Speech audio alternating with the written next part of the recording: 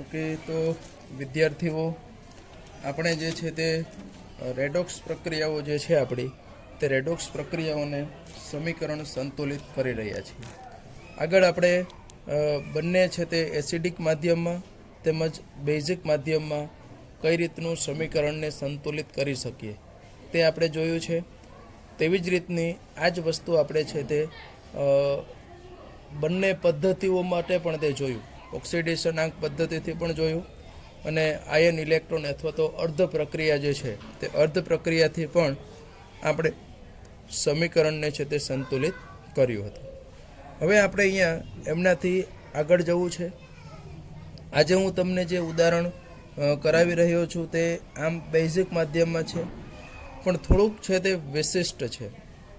તમે અહીંયા જ મેં જે સમીકરણ લખ્યું છે એની અંદર તમે જોઈ શકો છો કે અહીંયા આપણો P4 છે, તે P4 છે તેની ઓક્સિડેશન અવસ્થા 0 છે, કેમ કે તે મૂળભૂત અવસ્થામાં છે. PH3માં તમે જુઓ કે હાઇડ્રોજનના +1 3 છે એટલે -3 થશે, +3 પહેલી બાજુ આવે તો -3 થાય છે. જ્યારે H2PO2નો આ ફોસ્ફરસ છે એની ઓક્સિડેશન અવસ્થા કેટલી થશે? તો કે આ હાઇડ્રોજનના 2, ઓક્સિજનના 2 ને 2 4, એટલે કે 4 - 2 એટલે 2 - 4 એટલે -2 પહેલી બાજુ આવે તો કેટલા થશે? તો કે +2. બરાબર છે. એટલે કે આ ફોસ્ફરસની આપણને +1, અથવા તો આપણે એને શોધી લઈએ એટલે આપણને ખ્યાલ આવે. આપણી પાસે આવું છે ને, H2PO2 - 2H પ્લસ આપણું ફોસ્ફરસ +2 ઓક્સિજન =-1. તો એ મુજબ 2 × +1 + x +2 - 2 =-1. તો આ +2 આવશે, +x - 4 =-1, +2 - 4 એટલે કે x - 2 થશે =-1. therefore x =-1 પ્લસ આપણે કીધું તે મુજબ શું લેશું? તો કે -1 તો હતું જ, આ +2 થશે થશે આપણું +1. તો H2PO2 આપણું જે હતું તે H2PO2માં આપણે હવે અહીંયા કહી શકીએ કે ફોસ્ફરસની ઓક્સિડેશન અવસ્થા છે તે આપણી કેટલી છે? તો કે +1 છે. બરાબર ને? એમની છે તે આપણી +1 છે. તો તમે અહીંયા જુઓ કે અહીંયા આપણો એક જ ફોસ્ફરસ છે, કદાચ અહીંયા 2 ન પણ આપણને આપેલું હોય તો એ ફોસ્ફરસનું 0માંથી -3 અહીંયા ફોસ્ફરસની થઈ એટલે એમનું શું થયું કહેવાય? તો કે રિડક્શન થયું કહેવાય, કેમ કે ઓક્સિડેશન આંકમાં ઘટાડો થયો છે. આ 0માંથી +1 થઈ એટલે આપણે કહી શકીએ કે એમનું શું થયું છે અહીંયા? તો કે ઓક્સિડેશન થયું છે. બરાબર છે. હવે બીજી રીતે આપણે અહીંયા જોવા જઈએ તો એક જ તત્વ આપણું છે તે એક જ તત્વનું અહીંયા ઓક્સિડેશન પણ થયું છે અને સાથે સાથે આપણું એમનું રિડક્શન પણ છે તે થયું છે. તો આ બંને વસ્તુઓ એક જ તત્વની થઈ હોય તો આપણે જે રેડોક્સ પ્રક્રિયાઓના પ્રકારો જોયા છે તે રેડોક્સ પ્રક્રિયાઓના પ્રકારોની અંદર આપણે કીધું હતું કે એમાંથી આપણો કયો પ્રકાર આપણને જોવા મળશે? તો કે આ છે તે આપણી વિસ્મીકરણ પ્રક્રિયા જે છે તે વિસ્મીકરણ પ્રક્રિયા છે તેને આપણે અહીંયા કન્સિડર કરીશું. કેમ કે એ જ પ્રક્રિયાની અંદર આવું આપણને થાય છે કે એક જ તત્વ ઓક્સિડેશન પણ પામે છે અને રિડક્શન પણ પામે છે. બંને વસ્તુઓ અહીંયા સાથે આપણી જોવા મળે છે. તો બીજી રીતે કહેવું હોય તો આ પ્રક્રિયા છે તે વિસ્મીકરણ પ્રક્રિયાનું ડિસ્પ્રોપોર્શનેશન રેડોક્સ રિએક્શન જે છે તેનું ઉદાહરણ છે.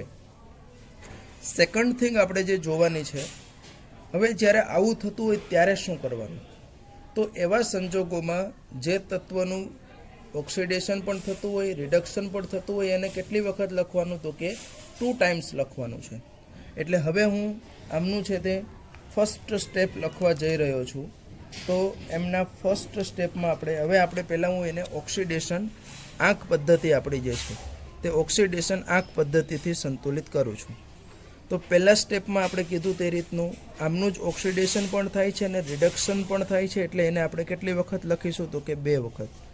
એટલે કે P4 + P4 gives શું આવશે? તો કે PH3 + H2 PO2 માઇનસ. બરાબર છે, એટલે 2 વખત આપણે લખ્યું. પાછું હું કહી દઉં શા માટે 2 વખત અહીંયા લખવાનું છે. ઓકે, એમનું જ ઓક્સિડેશન, આ નિયમ જ છે આપણો એક રીતનો છે. એટલે જ મેં આવું વિશિષ્ટ ઉદાહરણ છે તે લઈને અહીંયા તમને સમીકરણને સંતુલિત કરવા માટે છે તે ઉદાહરણ તમને કરાવું છું. આનું આપણે બંને પદ્ધતિથી કરીશું. તો અહીંયા તમે આપણે એની જો ઓક્સિડેશન આંક દર્શાવીએ તો આ તો મૂળ અવસ્થામાં છે એટલે આમનું પણ 0 થશે. આ પણ મૂળ અવસ્થામાં છે એટલે એનું પણ 0 થશે. pH3ની આપણે કીધું તે રીતનું -3 થશે અને H2PO2નું આપણે કીધું તે મુજબ કેટલું થશે, +1 છે. તો અહીંયા આપણે પહેલો તબક્કો જે જોયો છે તે પ્રથમ તબક્કામાં આપણે શું કર્યું તો કે એમાં રહેલા જે તે તત્વો છે તે જે તે તત્વોની ઓક્સિડેશન આંક દર્શાવ્યો છે. હવે તમે જાણો છો કે ઓક્સિડેશન આંક પદ્ધતિમાં બીજા તબક્કામાં આપણે શું કરીએ છીએ તો કે બીજા તબક્કામાં જે તત્વ છે તે ઓક્સિડેશન અથવા તો રિડક્શન પામે છે તેને સંતુલિત કરવાનું છે. સાથે સાથે આપણે એનો કુલ ઓક્સિડેશન આંક જે છે તે કુલ ઓક્સિડેશન આંક છે તે દર્શાવવાનો છે. તો તે મુજબ અહીંયા આપણી પાસે 4 ફોસ્ફરસ છે, અહીંયા પણ આપણી પાસે 4 છે અને એમાંથી આપણે કીધું કે અહીંયા મળે છે આપણને pH3 પ્લસ H2PO2 માઇનસ. તો તમે જુઓ કે અહીંયા આપણી પાસે 4 છે, અહીંયા એક જ છે એટલે મારે આમને 4 વડે મલ્ટીપ્લાય કરવું પડશે. સેમ અહીંયા પણ આપણી પાસે ફોસ્ફરસ છે તે 4 છે, અહીંયા એક જ છે એટલે આમને પણ મારે 4 વડે મલ્ટીપ્લાય કરવું પડશે. હવે બરાબર સમજો, આ 4 વડે મલ્ટીપ્લાય કરીએ, આને તો P4 છે 0 છે, 4 વડે મલ્ટીપ્લાય કરીશ તો એનો ઓક્સિડેશન આંક તો આપણને કેવો મળશે તો કે 0 મળશે. સેમ અહીંયા પણ 0 જ છે એટલે 4 વડે મલ્ટીપ્લાય કરું તો 0 જ થશે. પણ અહીંયા આપણી પાસે -3 હતું એને 4 વડે મલ્ટીપ્લાય કર્યું એટલે -3 મલ્ટીપ્લાય બાય 4 એટલે આપણું થશે -4 તેરીને 12. એવી જ રીતનું અહીંયા +1 હતું એનું આપણે 4 વડે મલ્ટીપ્લાય કર્યું એટલે હવે આપણું કેટલું થશે તો કે +4. બરાબર છે. હવે આપણું થશે તે કેટલું જોવા મળશે કે +4 જે છે તે +4 જોવા મળે છે. તો આ આપણી થઈ સેકન્ડ સ્ટેપ કે જેમાં આપણે જે તત્વનું ઓક્સિડેશન અને રિડક્શન થતું હોય તે તત્વોને આપણે બેલેન્સ કરીએ છીએ, સાથે સાથે એની કુલ ઓક્સિડેશન આંક આપણા જે છે તે કુલ ઓક્સિડેશન આંક છે તે પણ લખીએ છીએ. હવે થર્ડ સ્ટેપમાં આપણે કેટલા ઓક્સિડેશન આંકમાં વધારો થાય છે, કેટલા ઓક્સિડેશન આંકમાં ઘટાડો થાય છે તેવું આપણે દર્શાવીએ છીએ. તો તે મુજબ અહીંયા P4 plus P4 gives 4pH3 plus 4H2PO2 minus. તો હવે આ મુજબ અહીંયા હું દર્શાવીશ કે ભાઈ અહીંયા તમે જુઓ કે ઓક્સિડેશન આંક આપણે લખી દઈશું એટલે ખ્યાલ આવશે આપણને કે આ 0 છે, આ પણ 0 છે, -12 છે, આ +4 છે. તો આ મુજબ હવે તમે જો અહીંયા 0 માંથી થાય છે -12 એટલે કે 0 માંથી -12 એટલે કે 12 ઓક્સિડેશન નંબર છે તેનો શું થાય છે, ઘટાડો થાય છે. અને ઘટાડો થયો એટલે શું થયું તો કે તે રિડક્શન થયું. સિમિલરલી તમે અહીંયા જુઓ કે P4 0 માંથી +4 એટલે કે 4 ઓક્સિડેશન આંક છે તેનો શું થાય છે અહીંયા તો કે વધારો થાય છે. અને એટલે એ શું થયું કે એ છે તે આપણું ઓક્સિડેશન થયું. બરાબર છે, તે આપણું શું થયું હતું કે તે આપણું ઓક્સિડેશન થશે. તો આ રીતે આપણે અહીંયા કેમનું ઓક્સિડેશન થાય, કેમનું રિડક્શન થાય તે જોયું. હવે તમે જાણો છો તે મુજબ ચોથા સ્ટેપમાં આપણે શું કરતા હોઈએ છીએ તો કે આપણે આગળ કીધું છે તે મુજબ જેટલો ઓક્સિડેશન આંકમાં વધારો થાય તેટલો જ ઓક્સિડેશન આંકમાં ઘટાડો થતો હોવો જોઈએ. અથવા તો આપણે જો કહેવું હોય તો ઓક્સિડેશન આંકમાં ઘટાડો અને વધારો આ બંને છે તે કેવો હોવો જોઈએ? તો કે તે બંને છે તે સરખી સંખ્યામાં હોવો જોઈએ. બરાબર, ઇટ મસ્ટ બી સિમિલર. બરાબર, એટલા માટે તમે આપણે કોઈ એક યોગ્ય અર્ધ પ્રક્રિયા જે છે તે અર્ધ પ્રક્રિયાને આપણે મલ્ટીપ્લાય કરવાની છે.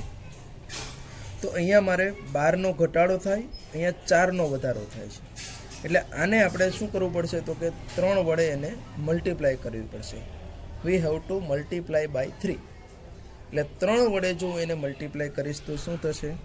તો કે આ તો એઝ ઇટ ઇઝ રહેશે, 12 છે એટલે. પણ આને હું હવે શું કરીશ? 3 વડે મલ્ટીપ્લાય કરીશ. gives 4pH3 પ્લસ આને પાછું 3 વડે મલ્ટીપ્લાય, એટલે 4 તેરીને 12 H2PO2 માઇનસ. હવે 5મા તબક્કામાં તમે જાણો છો કે આપણે શું કરીએ છીએ? તો કે વીજભાર જે છે તે વીજભારને તટસ્થ કરીએ છીએ. પણ વીજભારને તટસ્થ એટલે મીન્સ સરખો કરીએ છીએ. પણ એ વીજભારને સરખો કરવા માટે આપણે શું કરવું પડતું હોય છે? કે એમને સરખો કરવા માટે આપણે પહેલાં તો બંને બાજુ કેટલો વીજભાર છે તે જોવું પડે છે. તો તમે જુઓ કે આ સાઈડ છે તે આપણું કેવો થઈ જશે? તો કે શૂન્ય વીજભાર થઈ જશે.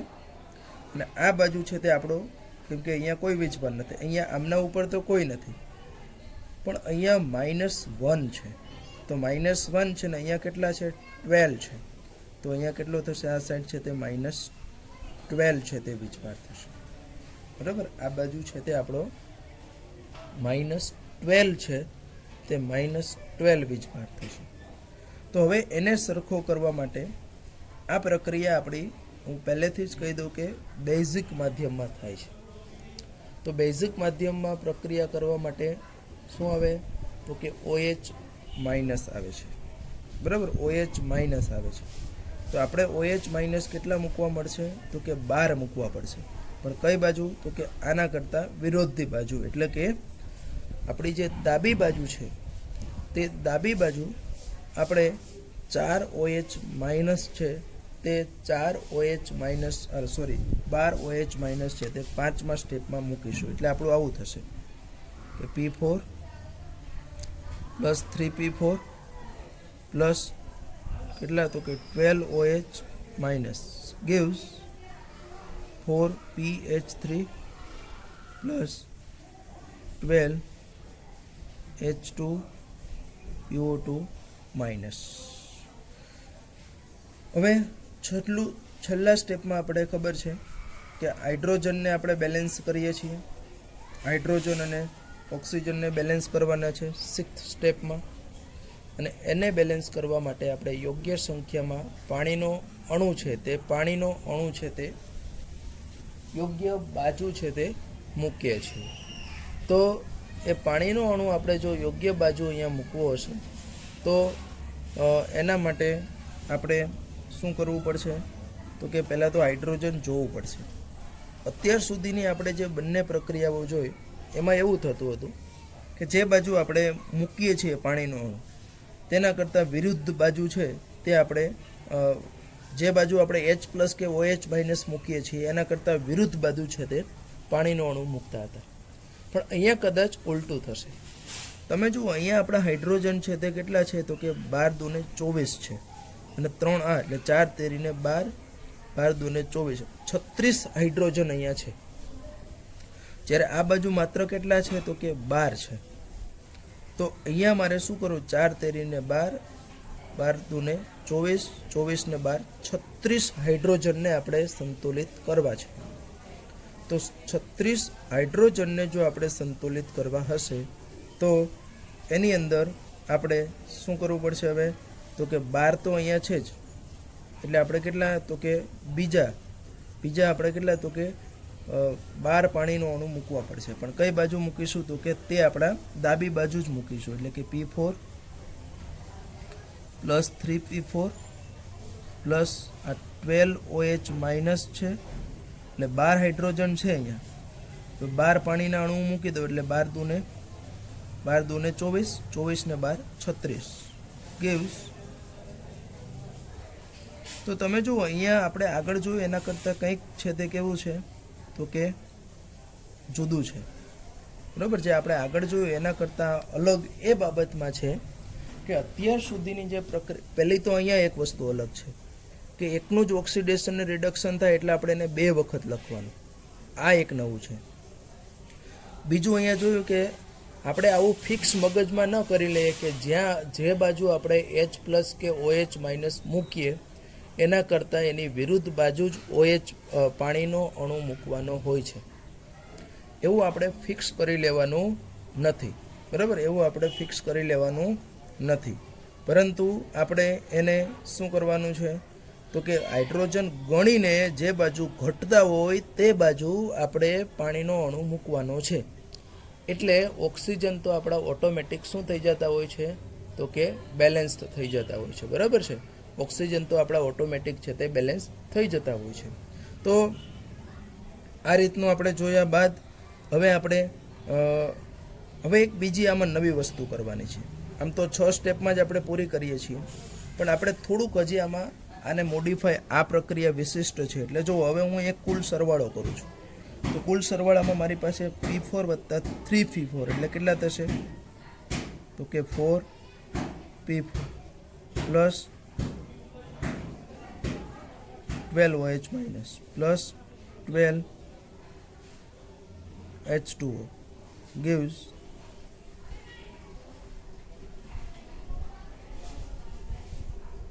12H2PO2-. હવે અહીંયા એક કોમન ફેક્ટર આપણે કાઢવાનું છે, બરાબર છે. આ કોમન ફેક્ટર જે આપણે કાઢવાનું, તેટલી વસ્તુ આપણા માટે અહીંયા થોડી છે તે કેવી છે તો કે નવી છે. તો તમે જો અહીંયા 4 છે, અહીંયા 12 છે, અહીંયા પણ 12 છે, અહીંયા 4 છે, 4 છે. તો આખું આ સમીકરણ જે છે આપણું, તે સમીકરણમાંથી હું કોમન ફેક્ટર છે તે 4 કાઢી શકું તેમ છું. એટલે કે આપણે એને 4 વડે આખું જે સમીકરણ છે તે આખા સમીકરણને આપણે 4 વડે છે તે શું કરી શકું છું તો કે એને છે તે આપણે ડિવાઈડ કરી શકીએ છીએ, બરાબર. 4 વડે આપણે એને ડિવાઈડ કરી શકીએ છીએ. તો તે મુજબ જોવા જઈએ તો શું થશે આપણે તો કે તે મુજબ આપણું અહીંયા શું થશે તો કે 4 વડે ડિવાઈડ કરીશું એટલે હવે આપણું નવું સમીકરણ શું બનશે તો કે P4 પ્લસ પાછું એટલે કે 3OH- plus 3H2O gives PH3 plus 3H2PO2-. Sorry, થઈ ગયું આ કોમન ફેક્ટર. આ એક પાછી વસ્તુ નવી આવી. એટલે આ સમીકરણમાં 3 વસ્તુ નવી આપણને શીખવા મળી. એક તો અહીંયા 2 વખત જ્યારે આપણી વિસ્મીકરણ પ્રક્રિયા થતી હોય તો વિસ્મીકરણ પ્રક્રિયામાં આપણે એને 2 વખત લખવાનું, આ એક વસ્તુ થઈ. બીજી વસ્તુ આપણે અહીંયા જે પાણીનો અણુ મૂક્યું ત્યારે જોયું. ત્રીજું નવું કે આપણે અહીંયા કોમન ફેક્ટર જો નીકળતું હોય તો, બરાબર છે. જો ના નીકળતું હોય તો કંઈ પ્રશ્ન નથી, પણ અહીંયા તમે જુઓ કે 4 કોમન ફેક્ટર નીકળી જાય છે તો પછી સંતુલિત સમીકરણમાં વધારે પડતા પણ ના હોવા જોઈએ ને. એટલે મિનિમમ એનું જે સંતુલિત થતું હોય તે આપણે કરવાનું હોય છે. તો અહીંયા 4ને કોમન ફેક્ટર કાઢી નાખીએ તો આપણું તે થઈ જતું હતું. તો હવે આપણે LHS RHS કરી લઈએ.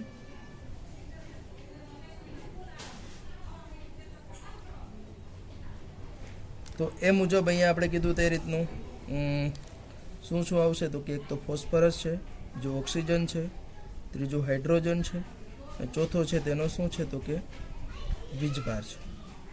તો આ મુજબ અહીંયા ફોસ્ફરસ બંને બાજુ તમે જુઓ કે 4, અહીંયા પણ 3 આ છે અને 4, 4 4, ઓક્સિજન 3, 3 દૂને 6 ને સોરી 3 ને 3 6, આ બાજુ પણ 3 દૂને 6, હાઇડ્રોજન તો કે 3 ને 3 9, આ બાજુ પણ 3 દૂ 6, 6 ને 3 9, અને વીજભાર આપણે બંને બાજુ કેટલો રાખ્યો છે તો કે -12, બરાબર, -12. તો આ આપણું જે સમીકરણ છે તે સમીકરણ સંતુલિત અહીંયા થઈ ગયું છે, બરાબર. તો આ સંતુલિત સમીકરણ જે છે તે સંતુલિત સમીકરણનો આપણે અહીંયા છે તે ઉપયોગ કરીશું. તો આ થોડુંક મેં અહીંયા જે આ ઉદાહરણ તમારું લીધું છે તે ટિપિકલ ટાઈપનું ઉદાહરણ લીધું છે અને એની અંદર તમને આ નવી વસ્તુઓ છે તે શીખવા મળશે. તો આ ઉદાહરણને આપણે ઓક્સિડેશન આંક પદ્ધતિ છે તે ઓક્સિડેશન આંક પદ્ધતિથી સંતુલિત કર્યું. હવે આ જ ઉદાહરણને આપણે કઈ તો કે અર્ધ પ્રક્રિયા આપણું જે છે તે અર્ધ પ્રક્રિયા સમીકરણથી હવે સંતુલિત એને કરવું છે.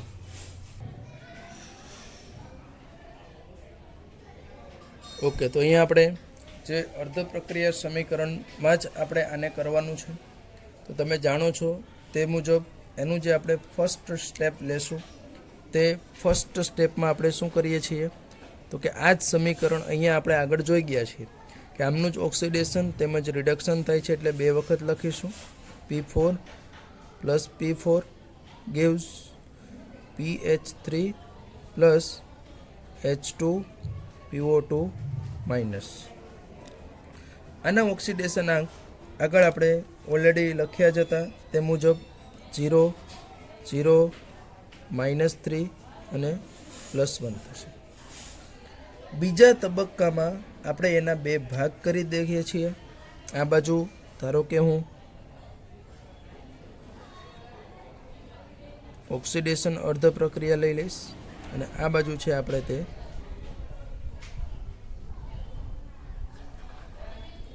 રિડક્શન અર્ધ પ્રક્રિયા લેવાની છે.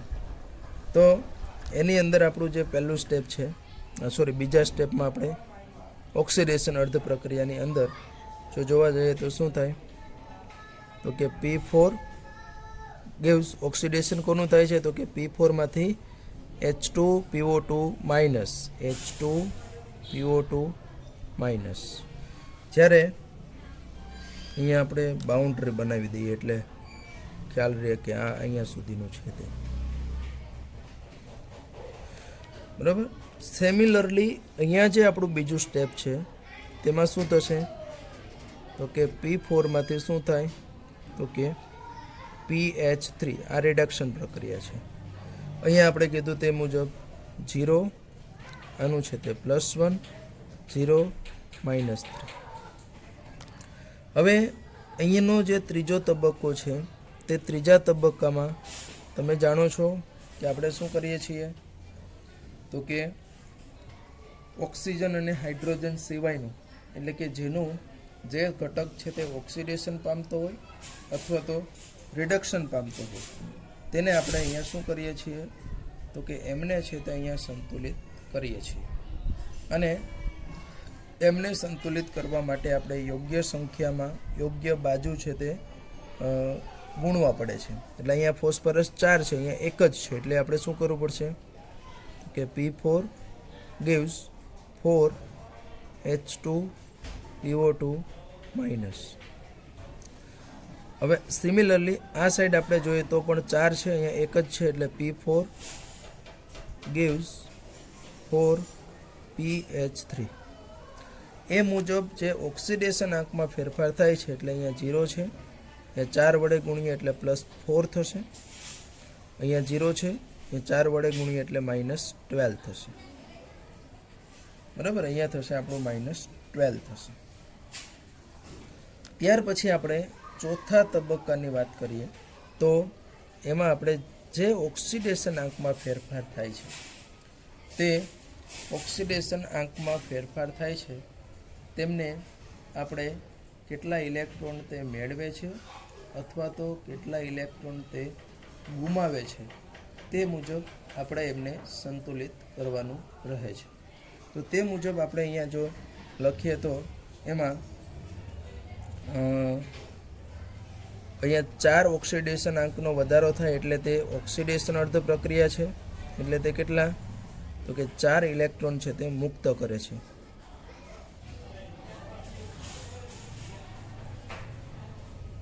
સિમિલરલી અહીંયા જે આપણું ફોર્થ સ્ટેપ છે તેમાં અહીંયા 12 ઓક્સિડેશન આંકમાં ઘટાડો થાય છે, એટલે તે 12 ઇલેક્ટ્રોન શું કરશે તો કે મેળવશે. તો કે P4 plus 12 electron gives 4pH3 gives 4pH3. તો આ આપણું થયું, એની અંદર રહેલું છે તે ઇલેક્ટ્રોનને મુક્ત કરે છે કેટલા અને મેળવે છે તે આપણે જોઈએ. પાંચમા સ્ટેપમાં આપણે શું કરીએ છીએ તમે જાણો છો તે મુજબ વીજભાર બેલેન્સ કરીએ છીએ. અને વીજભાર બેલેન્સ કરવા માટે આપણું અહીંયા બેઝિક માધ્યમમાં પ્રક્રિયા થાય છે. એટલે યોગ્ય બાજુ આપણે યોગ્ય સંખ્યામાં શું મૂકવાનું છે તો કે OH માઇનસની મૂકવાના છે. તો OH માઇનસ મૂકવા માટે અહીંયા આપણું શું થશે તો કે P4 આપણું જે છે તેના માટે આપણે અહીંયા OH માઇનસને જો મૂકવું હશે તો આ બાજુ આપણો જુઓ કે કેટલો છે વીજભાર, તો કે આ સાઈડ મને દેખાય છે તે 0 છે, જ્યારે આ બાજુ -4 -4 એટલે -8 છે. તો તે -8ને જો આપણે બેલેન્સ કરવું હશે તો -8ને બેલેન્સ કરવા માટે આપણે શું કરવું પડે તો કે -8 છે તેને બેલેન્સ કરવા માટે આપણે આ બાજુ છે તે 8 OH માઇનસને મૂકવા પડશે. એટલે આ સમીકરણ આપણું આવું થશે કે P4 plus 8 OH minus gives 4H2 PO2 minus plus 4 electron. હવે જો આપણે આ બાજુની વાત કરીએ તો એમાં આ બાજુ -12 છે, આ બાજુ 0 છે. તો એટલા માટે અહીંયા આપણે શું કરવું પડે કે આ બાજુ -12 આપણે કીધું, આ બાજુ 0 છે, એટલે આ સાઈડ આપણે 12 OH માઇનસ મૂકવા પડશે. એટલે P4 plus 12 electron gives 4pH3 plus 12 OH minus. હવે જે આપણે 12 OH માઇનસ લીધેલા છે તેને છઠ્ઠા સ્ટેપમાં તમે જાણો છો કે હાઇડ્રોજનને ઓક્સિજનને જો બેલેન્સ કરવા હોય તો હાઇડ્રોજન અને ઓક્સિજનને બેલેન્સ કરવા માટે આપણે એમાં શું કરવું પડે તો કે યોગ્ય સંખ્યામાં પાણીનો અણુ મૂકવો પડે. તો એના માટે પહેલાં આ બાજુ કેટલા છે તો કે 8 હાઇડ્રોજન છે, આ બાજુ પણ 4 દૂને 8 હાઇડ્રોજન છે, ઓક્સિજન 8 છે, આ બાજુ પણ 4 દૂને 8 છે. એટલે અહીંયા જે આપણી ઓક્સિડેશન અર્ધ પ્રક્રિયા છે તે ઓક્સિડેશન અર્ધ પ્રક્રિયામાં ઓલરેડી હાઇડ્રોજન અને ઓક્સિજન બેલેન્સ્ડ છે. એટલે એની અંદર આપણે કોઈ ચેન્જીસ કરીશું નહીં, એ જ ઇટ ઇઝ પ્રક્રિયા આપણે લખી દઈએ છીએ. P4 plus 8 OH minus gives 4H2 PO2 minus plus 4 electron. અને અહીંયા હવે જોઈ લઈએ આપણે તો અહીંયા આ બાજુ કેટલા છે, આ બાજુ તો હાઇડ્રોજન છે જ નહીં, પણ આ બાજુ 4 તેરી 12 12 ને 12 24 24 હાઇડ્રોજન છે તે અહીંયા આપણને જોવા મળે છે. જો 4 તેરી 12 12 ને 12 24. તો 24 માટે મારે એની ઓપોઝિટ સાઈડ કેટલા તો કે 24 છે એટલે કેટલા 12 H2O મૂકવા પડશે.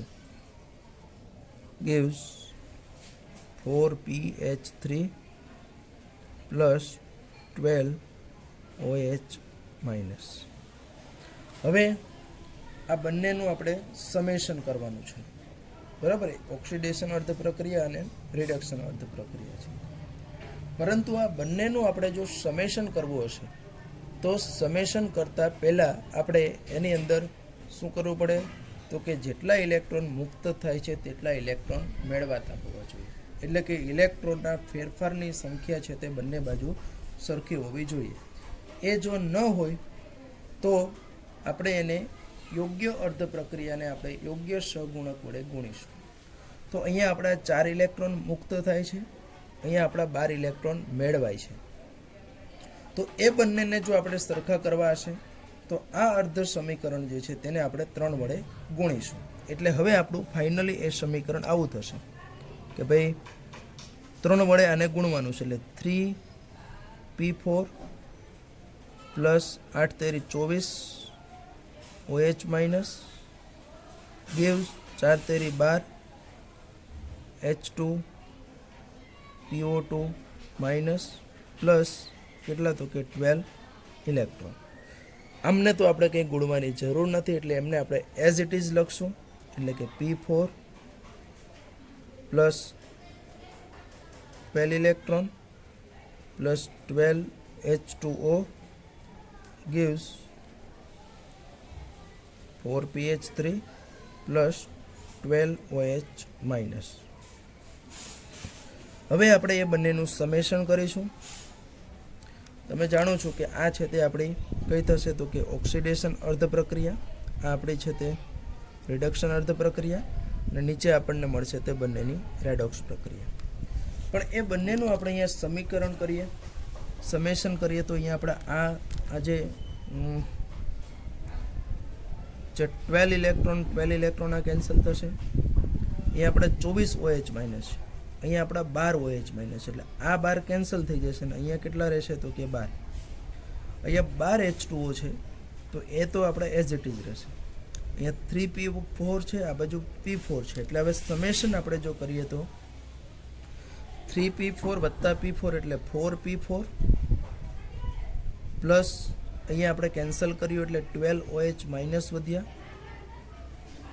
પ્લસ આ 12 H2O gives આ છે તે આપણા 12 H2PO2 માઇનસ પ્લસ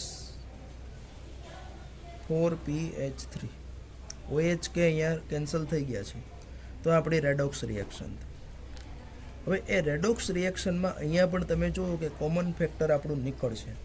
અહીંયા તમે જુઓ 4 વડે આખી સમીકરણને તમે ડિવાઈડ કરી શકો છો. તો તે મુજબ જો એનું કોમન ફેક્ટર કાઢીશું આપણે તો નવું સમીકરણ આપણું શું બની જશે તો કે P4 plus 3 OH minus plus 3 H2O gives 3 H2PO2 minus plus pH3. હવે તમે આની અંદર છે તે આ વસ્તુ નવી આવી, કોમન ફેક્ટર કાઢવાનું છે તે. હવે તમે આની અંદર LHS RHS તમે કરી શકો તો ડાયરેક્ટ હું લખી દઉં છું, બે બાજુ સરખું જ હશે મોટા ભાગે. અને આ સમીકરણ મેં આગળ પણ તમને કીધું છે, તમે કોઈ પણ પદ્ધતિથી સમીકરણને સંતુલિત કરો, એટલે કે ઓક્સિડેશન આંક પદ્ધતિ તમે અપનાવો, અર્ધ પ્રક્રિયા તમે અપનાવો, એટલે કે આયન ઇલેક્ટ્રોન પદ્ધતિ અપનાવો, કોઈ પણ પદ્ધતિ તમે લ્યો, પણ લાસ્ટમાં જે આપણને આ સમીકરણ મળે છે તે સમીકરણ તો આપણને હંમેશા કેવું મળશે તો કે સરખું જ મળવાનું છે, બરાબર ને. એ સમીકરણ હંમેશા આપણને કેવું મળે છે તો કે સિમિલર જ મળવાનું છે. તો તે સમીકરણ માટે હવે તમે જુઓ કે આપણે ફોસ્ફરસ જોવા જઈએ તો બંને બાજુ અહીંયા પણ 4 છે, અહીંયા 3 ને 1 4 થશે. ઓક્સિજનની જો વાત કરીએ તો અહીંયા 3 ને 3 6 છે, અહીંયા પણ 3 દૂને 6 જોવા મળશે. હાઇડ્રોજનની જો વાત કરીએ તો અહીંયા 3 છે અને 3 દૂને 6, 6 ને 3 કેટલા મળશે તો કે 9. આ બાજુ પણ 3 દૂને 6 ને 3 9 મળશે. અને અર્ધ પ્રક્રિયા છે એટલે ત્યાં આપણે ઇલેક્ટ્રોન લઈએ છીએ. તો ઇલેક્ટ્રોનની અંદર પણ તમે જોઈ શકો છો કે આપણે કેટલા લેશું એની અંદર છે તે તો કે ઇલેક્ટ્રોન છે તે આપણે અહીંયા 12 ઇલેક્ટ્રોનનો જે ફેરફાર છે તે આપણને બંને બાજુ છે તે જોયું હતું, એટલે કે LHS ઇઝ ઇક્વલ ટુ શું થઈ જશે અહીંયા તો કે RHS. એટલે કે ડાબી બાજુ અને જમણી બાજુ બંને બાજુ આપણે છે તે આ સમીકરણ જે છે તે શું કર્યું છે તો કે સંતુલિત છે તે કર્યું છે, બરાબર છે. આ સમીકરણને આપણે સંતુલિત છે તે કર્યું છે.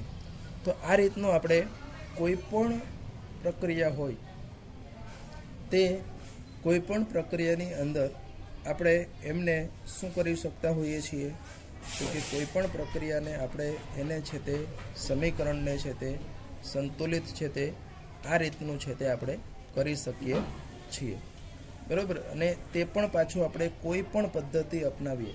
અહીંયા આપણને જે 2 પદ્ધતિ આપી છે તે 2 પૈકીની કોઈ પણ પદ્ધતિ આપણે આપીએ તો કોઈ પણ પદ્ધતિ આપણે છે તે એની મદદથી આપણે એને શું કરી શકીએ છીએ તો કે તેની મદદથી આપણે એને કરી શકીએ છીએ, બરાબર છે.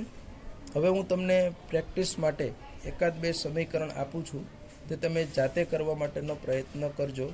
પછી આપણે ના આવડે તો આપણે પાછું એને સમજાવીશું. બરાબર, એક બે હું તમને અત્યારે આપી રહ્યો છું. ઓકે, તો આ બંને જે અહીંયા મેં રાસાયણિક પ્રક્રિયાઓ તમને દર્શાવી છે, Br2 gives BrO3 minus plus HBr, અને આપણે બેઝિક માધ્યમમાં છે તે સંતુલિત કરવાની છે. એવી જ રીતની અહીંયા જે મેં બીજી દર્શાવી છે, Fe+2 plus Cr2O7 minus 2 gives Fe+3 plus Cr+3, જેને આપણે એસિડિક માધ્યમમાં છે તે સંતુલિત કરવાની છે. આ બંનેને છે તે આપણે બંને પદ્ધતિથી, એટલે કે ઓક્સિડેશન આંક પદ્ધતિ